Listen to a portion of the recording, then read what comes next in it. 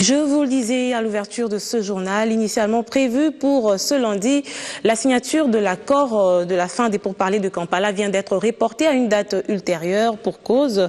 Le dispositif, notamment sur la dénomination, n'a pas été d'accord avec la partie rebelle. Kinshasa ne veut pas entendre parler d'un accord, mais plutôt d'une simple déclaration. Toutefois, 10 mois de négociations et beaucoup des nuits blanches qui ont ainsi permis d'aboutir à 11 articles sur lesquels les deux parties se sont entendues. Qu'à cela ne tienne, accord ou déclaration, c'est la République démocratique du Congo dans son ensemble qui a obtenu la victoire avec la paix dans la partie est de la République démocratique du Congo.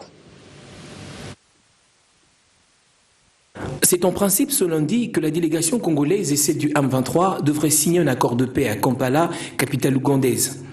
Après 10 mois de négociations ardues et une offensive remportée par les FARDC, les deux parties devraient enfin signer un document qui donne les grandes lignes qui devraient mettre sur pied le mécanisme de réinstaurer la paix dans la partie est du pays.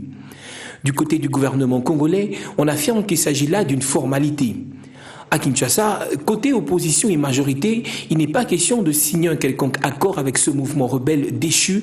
Cela constituerait une trahison à la nation congolaise. Les politiques congolais s'attendent plutôt à une déclaration de reddition du M23. Des surprises et des négociations de dernière minute sont encore possibles, notamment sur les 1600 rebelles que l'Ouganda affirme avoir accueillis sur son territoire, tout comme sur la qualification même de cet accord, déclaration ou accord de paix. Également à noter l'engagement du gouvernement congolais à adopter très vite une loi d'amnistie générale pour faits de guerre et crimes insurrectionnels. En revanche, contrairement à ce que stipulaient des accords de paix précédents, l'amnistie de toute personne accusée de crimes de guerre, crimes contre l'humanité ou crimes sexuels sera exclue. Tout compte fait, cet accord doit formaliser l'engagement des rebelles à cesser leur insurrection dans la province du Nord Kivu.